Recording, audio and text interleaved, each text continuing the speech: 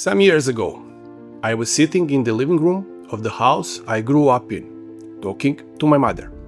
She is one of the sharpest, most open-minded people I know. A doctor, a specialist, well-read, well-traveled, someone whose judgment shaped how I think. I was trying to explain ETFs to her, and she was deeply suspicious. Buying a tiny sliver of thousands of companies all over the world through a broker on the internet with no certificate in your hand and nothing you could point to.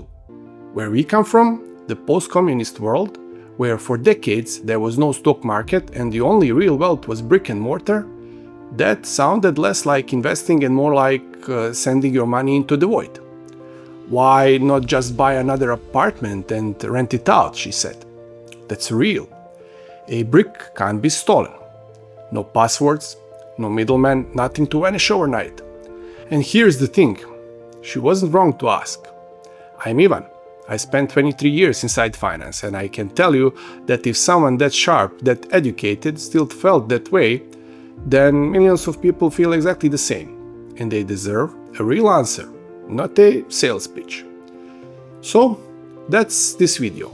What an ETF actually is, what you really own when you buy one, and why it's every bit as real as that apartment, just in a form no one ever taught you to see. I've mentioned ETFs in almost every video on this channel. What they are, how they track an index, why a European investor uses the UCITS kind. Today is the one where I slow right down and give you the whole picture properly from the ground up.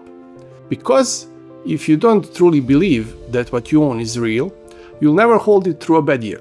And holding it is the entire game. So, let's answer my mother's question head on. When you buy an ETF, what do you actually own? Not a number on your screen. Not a bet. You become a part owner, a shareholder of real companies. Take the most famous example, an ETF that tracks the S&P 500. Buy one share of it and you now own a tiny piece of Apple, Microsoft, Nvidia, and around 500 of the largest companies in America, all at once in a single purchase. These aren't abstractions, they are real businesses with buildings and factories, employees turning up to work, products on shelves, research labs, customers paying them every day. And when those companies make a profit, a piece of it is yours. It comes back to you in two ways. First, as they grow, your shares are worth more over time. Second, many companies pay out part of their profits as dividends, and inside your ETF, that money is either paid out to you as a cash or reinvested for you automatically, quietly lifting the value of the shares you already own. That owner is you. This is not a metaphor. It's a legal ownership of a piece of the real economy. And here is the part that took me years to truly appreciate, even working in finance. An ETF itself doesn't guarantee anything, it's just the vehicle. The returns come from the companies. Think about what's happening inside that fund every single day. Thousands of companies all over the world competing to grow, to invent better products, to win customers, to become more valuable and reward the people who own them. Their managers wake up trying to make the company worth more. Their engineers are building the next thing. Millions of employees are doing the work. When you own a broad ETF, you own a slice of that entire engine, the whole productive effort of global business, all of it pulling in one direction. You are not hoping a price goes up. You own the thing that actually creates the value.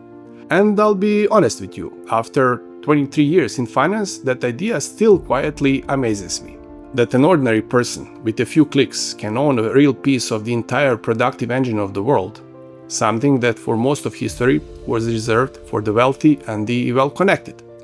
To me, this is one of the most revolutionary, most genuinely democratic ideas finance has ever produced. And I don't say that lightly. This is exactly where it stops being speculation, and it's worth being precise, because the difference is the whole point. A share is a claim on business that earns money and pays it to its owners. Its value is anchored, over the long run, to how much those businesses actually produce and profit. Now, compare that to an asset with no business behind it, a cryptocurrency, say. It has no employees, no products, no profits. It doesn't pay you anything. Its price is simply whatever the next person will pay for it. It can soar, it can collapse, but there is no underlying business earning money the way a company does. Its price rests on supply, demand, and sentiment. Now, to be fair, I'm not dismissing crypto at all. There are real innovations in that field. The blockchain technology underneath it may well prove genuinely important, and parts of it could become huge in the years ahead. That's a topic of its own, and one I'll happily dig into in a future video. Plenty of thoughtful people own some, and that's entirely their call. I'm drawing a structural line. One is ownership of productive businesses, the other is a bet on price. And to be fair, shares can behave like speculation too, especially in the short term. Prices swing on mood and headlines every week. The difference is the anchor.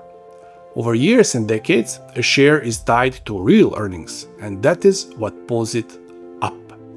Now, my mother's other instinct. A brick is one solid thing you can point to. True, but owning one single thing is also the riskiest way to invest.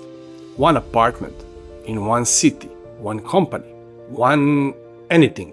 If that single thing has a bad decade, so do you. An ETF is the exact opposite. Your money is spread across hundreds, even thousands of companies, across dozens of countries and industries. If one company fails, and some always do, it's a rounding error in your fund, and the index quietly drops it and carries on. The winners more than carry the losers. That spread isn't the weakness, it's the safety. You are not betting on one brick, you own a piece of the whole street, the whole city, the whole world. I went deeper on why trying to pick the one winner is a losing game in my beginner's video. I'll link it in the description if you want it. And to be clear, real estate, a rented apartment like my mother suggested, is a genuinely good investment too. She wasn't wrong about it. I'm just not going to compare bricks and businesses today because that's a debate that deserves its own full video, and I'm planning to make it. For now, the question is narrower. Is an ETF real and is it safe? And the honest answer to both is yes. If you still doubt it's real, let the history answer, because this is not a new or untested idea. The broad American market index goes back generations, through the Great Depression, 2 world wars, oil shocks, the dot-com crash, 2008, a pandemic. And across all of it, over the long run, it has climbed. Not in a straight line, never that, but climbed, because the companies underneath kept growing, inventing, and earning. I want to be completely honest with you about the ride, though. It has fallen by half more than once. It has had years and even a whole decade that went almost nowhere. And past performance never guarantees the future. Anyone who hides the bad years is selling you something. But the long arc, the reason this works at all, is simple. You are betting that human beings will keep building, working, and improving. After everything I've seen, that's the most reliable bet I know.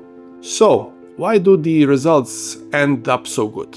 3 things stack on top of one another. First, the businesses themselves grow. That's the engine we just talked about. Second, you keep almost all of it because a broad ETF is a dirt cheap, fractions of a % a year, instead of handing big fees to someone picking stocks for you, which I showed costs real money over time. And third, the quiet one, the most powerful one, compounding. Your returns start earning returns of their own. The profits and dividends don't just sit there. They are reinvested and put back to work. So each year, your money grows on a bigger base than the year before. And a bigger base earns more, which makes it bigger still. Year after year, the snowball builds on itself. Owning real businesses is what makes the money. Compounding is what makes it large. And that third force is so important and so misunderstood that it is the entire next video. So, here is what I wish I'd said to my mother more clearly that day. You asked where the brick is. The honest answer is that you own something more powerful than a brick, a piece of the world's productive engine.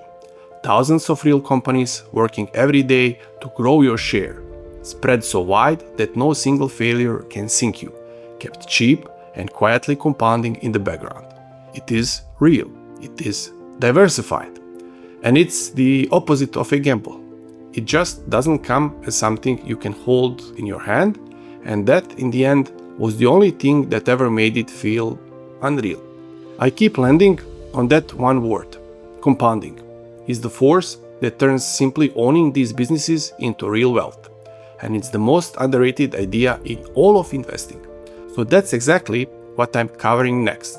How small, regular amounts, the kind anyone can manage, grow into a genuine fortune over time. Subscribe so you can catch it. And to be clear, I am not a financial advisor, and everything here is a general education, not personal advice.